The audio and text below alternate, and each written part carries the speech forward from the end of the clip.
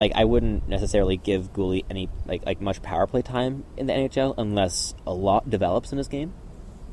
But and then on the defensive side of things, it's interesting because they have almost opposite strengths. Like Shea Weber wasn't necessarily the most active, at least in his time in Montreal. I can't really speak to how he was in Nashville. I'm a bit too young for that. But in his Montreal time, he was a bit.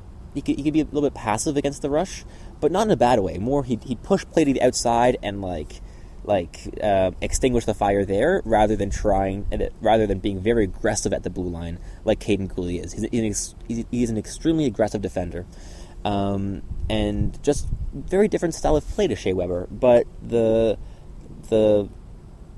in terms of like personality, I really do think that the comparison to Shea Weber is apt. And another defenseman I wanted to touch on in this segment is Jordan Harris, who was a third-round pick in, I believe, 2018, and he is now entering his final season in the NCAA with Northeastern, the same team that Caden Primo played for, and that Jaden Struble also plays for now. So lots of Habs connections there, and there were some worries that when he didn't sign an NHL deal, his ELC, in the offseason, that he wanted to sign for a different team, because again he's a Boston native, right? So there were some worries about that in the media, but I never really stressed out about that because every single person that knows Jordan Harris speaks extremely highly of his character and loyalty, and I just never envisioned him like pulling that kind of a thing, of forcing his way out by just not refusing to sign a contract with the Habs. And then there was an article, like an interview came out with TVA Sport, and yep, so Jordan Harris plans on signing with Montreal once he finishes his degree, and he just wanted to finish his degree, and you have to respect that, right? Like, I'm going off to university now in the fall, and I mean, I can totally see if you put 3 years into that degree that you also want to see it through, you know? You don't want to just abandon it when you're halfway, or three-quarters of the way there. And yeah, he's also a really fun player, because he's always described as an all-around player, but it's not that he isn't great at anything and just does well in every area. He's really good at everything. Like, he's an amazing skater, just like Caden Gooley. He's smaller, but amazing skater. He's really smart defensively. Like, his positioning is always on point. Again, it's in the NCAA. It's not the strongest division. He's in Hockey East, but his positioning is always phenomenal. He can play a big role in the PK because he's an extremely smart player, and he's also shown offensive ability. Like, he worked tremendously on his shot in the last off season. Like, it wasn't much of a factor previously, but now it's a weapon in the NCAA, so it doesn't necessarily translate to the NHL, but it's really good for his current level. And he's an offensive threat. He's a good playmaker. He's good in transition because he's a great skater and he knows what to do with the puck. He's selfless. He's a good teammate. He really strikes me as, like, when he hits his peak, as like the perfect second pairing defenseman. Like, you're never gonna want to speak a bad word about him. Like, he's always doing the right things. I don't know if he has that like standout ability to really forge a top pairing role, but I'm a big believer. I'm a really big believer in Jordan Harris, and I could see him forging an NHL spot next season. I think this season, if he signed his contract, he could have also forged a spot on the bottom pairing with Alex Romanov or David Savard or Ben Sherrod or whoever, because he's a left defenseman, but he can play both sides. He's been playing on the right side a lot at Northeastern, and he's also a really fun player to watch because he rarely makes mistakes. He's really smart. He skates great. He has offensive abilities, again, just a really, really good prospect. And the fact that Montreal, that he's going to sign in Montreal, as he stated in an interview, is great news for the team, because he is a really high quality, like a B plus prospect. I wouldn't necessarily put him in the A category, but he's like as good of a B prospect as you can get. And he's a fun player, and I look forward to seeing what he does at Northeastern this season, because he already dominated as a junior. So as a senior, it could be really fun to watch. And maybe he might even get some time on a pairing with Jaden Struble, which would be amazing for Habs fans. And I really, if he has that, like, another breakout campaign, I would put money on him earning a spot in the starting lineup with the Habs next season, because he's a really good player. All right, so thanks a bunch, Sebastian. That was really awesome. Scott, let's continue on the topic of prospects, because I mean, it's your segment, buddy, and I know that you want to talk about Matthias Norlander first and foremost, who has made a lot of waves across social media, Twitter especially, on his offensive prowess that's happening over in the Swedish league, right? Yeah, well, I think one of the nice things that actually comes from sort of the slowdown of this off season, or any off season, when the dust kind of settles and things are kind of going by at like a very leisurely pace, it allows a lot of prospects to kind of slip through the cracks and kind of come into people's radar and become a lot more well known. And Norlander is one such player. I think he's a really talented defenseman, in all honesty, and he's a very talented two-way defenseman. And he's playing for a very talented team in the Swedish Hockey League in Frölunda HC, who has a number of former NHLers on it. I've said this before, and I'll say it again. For any prospect who can hold their own playing on a team with a bunch of former NHLers or very talented professional players, that's a very, very good sign in regard to their development. I mean, you look at guys like Tim Stützle, who was actually a near point per game player in a men's league playing in Germany, and it kind of points to the fact of how good these guys can be. Nolander's playing with guys like Stefan Elliott, who is a former defenseman for the Colorado Avalanche, Joel Lundqvist, who is the brother of Henrik Lundqvist, and even Lucas Raymond, a former fourth overall pick of the Detroit Red Wings, and even former Habs player Max Freeberg, who played 2 years for the St. John's Ice Caps. Now, what most people are making note of with Norlander at the moment is his offensive abilities, but in my opinion, I see him more as a two-way defenseman with some offensive upside. He's just been having a really good playoff as his Frölunda team has continued on into these playoffs. I think he'll definitely be an interesting add for the Canadiens at training camp next year, and he'll be a player who I think could surprise a lot of people, kind of like what happened to Victor Mete. He's definitely has his upsides, but because he was a third-round pick, most people have kind of left him to the wayside for now, as guys like kind of like Sean Farrell have and other similar players. But I definitely think Norlander is worth a look for so many people as he's going into this team's training camp.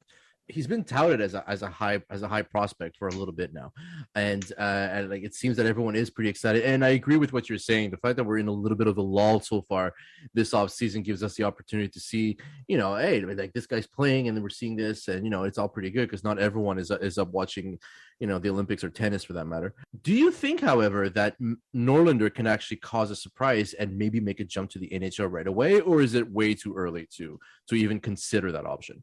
I think anything can happen, honestly. And being 21 years old and having this experience and playing with a lot of veteran guys who have obviously helped with his development, I definitely think anything's possible. And I definitely feel like he'll be a player who will look to make an impact at the Canadiens training camp.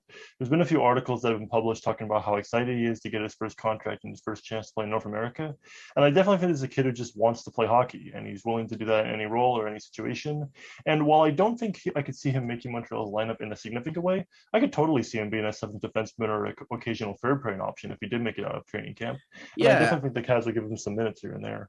I think if we could expand on that a little bit, do you think it's a fair comparison if we were to add Alexander Romanov into the mix, because he's also a 21-year-old who jumped straight from the KHL into the NHL, and we saw this is a guy that right now, yeah, sure, give him 6-7 defenseman minutes, but he can make an impact like pretty quickly as well. Oh yeah, totally. I feel like Romanov wasn't given the host of opportunities he might have deserved at times, like when he was scratched so much in the playoffs instead of playing fairly well. And while guys like John Merrill and Eric Gustafsson struggled on and off on the third pairing. But Yeah, I definitely see Norlander as being kind of a Romanov type. It's just that Romanov brought this electricity to the lineup with his physicality and also his awareness. He has very, very good awareness for a player his age. Like he sees the ice unbelievably well, which can be sort of pointed to the larger ice surface he was used to playing on, as well. Like KHL and sort of European ice can kind of present issues for players down the line in getting used to the smaller ice surface. It allows for players to develop better vision because there's a lot more of the ice to see, and you get a better sense of where guys are around the ice and things like that. I absolutely agree. And on that note, I think we should talk about other prospects that, well, they're not as much as of note. In some cases, it's a situation where, well, buddy, you deserve to be there. But we're going to take the advantage of the fact that it's, we don't have a lot of news going on. And we're going to delve a little bit into unsigned prospects. And I know, Josh, you would love to get in on this because you have a little bit of insight on that. Now, it's been announced that the Habs lost the rights to Joni Ikonen, Jacob Le Guerrier, and Kieran Wyshensky. And that next summer, unless they're signed, of course, you have the chances of losing the rights to Jacob Olofsson, Jack Gorniak, Brett Stapley, and this is the big name out of the bunch, Jordan Harris. So, Scott, maybe start by going us through this whole process as to why did they not receive an offer, or at least an AHL contract for that matter. But like now we just, the team decided, you know what, you're not good enough. We're letting you go. Why does that happen in this case, despite being drafted? It's just a case of other players coming through the ranks and the Habs looking at other players more over certain other players. And then when things kind of come the time to decide who's going to be resigned and who's going to be given a chance, the Habs just decided to let some people go. I mean, that's just professional hockey at the end of the day. And there's some guys who just aren't going to make the cut. I do think Ikonen is a specific case because for a while there was a lot of hype surrounding him, and the Habs were actually Habs media was kind of pushing this guy. Yeah, I thought he was pretty hyped up. Yeah, he was a point per game player he was a point per game player in 2018-19 in the SM Liga with Kalpa Kuopio. He had 10 points in 13 games, so a near point per game player. But he didn't play at all in 2019-20, and then he struggled a lot in 2020-21. And I feel like a really fair comparison to make for Ikonen is Tim Bazon, who was a former Habs prospect for a very brief time, and the son of Philippe Bazon, who many people consider to be one of the greatest players France ever produced. Bazon had some really good starts at times in junior, but he dealt with so many injuries that eventually it just wound up degrading his game to a point where the Canadiens decided to let him go. He's still bouncing around in Switzerland to this day, but I feel like Ikonen probably fit into a similar bill. Josh, I just want to get your opinion on this because I think you mentioned at one point that you were kind of shocked that the Canadiens didn't offer him a contract. Is that correct? Kind of, yeah. I was surprised when I saw the list, mostly because I knew who he was. I'll admit I'm not a big prospect guy. I'm getting more into it with this. I was like, oh, I recognize that name, but then I started looking into it. He's a point per game player pretty much everywhere that he plays in Finland, and then he got knee injuries. He got 2 straight knee injuries that basically knocked him out 2 straight years. So kind of think Noah Juleson when he got knocked out for 2 years from pucks to the head, but this could be worse with the knees. It affects skating. It just trickles down. And then his last season in Finland with his new team, Ilves. I'm sorry, I don't know if I'm pronouncing that right. It's just foot works. Ilves, yeah. 23 games, only 5 points, and he was still dealing with those knee injuries. So I could definitely see why they let him go. The injuries just make it too big of a risk, unfortunately, for his higher offensive upside. Now, another guy that's definitely jumping out of this list is Jordan Harris. I know there's been speculation about whether or not he wants to sign. He did now. Apparently he came out. I didn't see the interview myself. Scott, maybe you could jump in and correct me on this. Apparently he did come out and say, I do want to play in the NHL. I do want to sign. I'm just concentrating on my studies right now. This is another big two-way defenseman. I mean, this is a guy who next year is going to be captain for the Northeastern University. And, again, another guy who's 21 years old, so it seems that, I mean, I don't know if it's just a situation where, he was drafted in the 3rd round in 2018, if I remember correctly. and maybe it's just a situation where he's just a little slower to Josh is nodding yes, and maybe it's just a situation where he's just taking more time to develop. But I mean, what's the story on Harris? And I'd like to know also, Scott, like what's your opinion on this young man?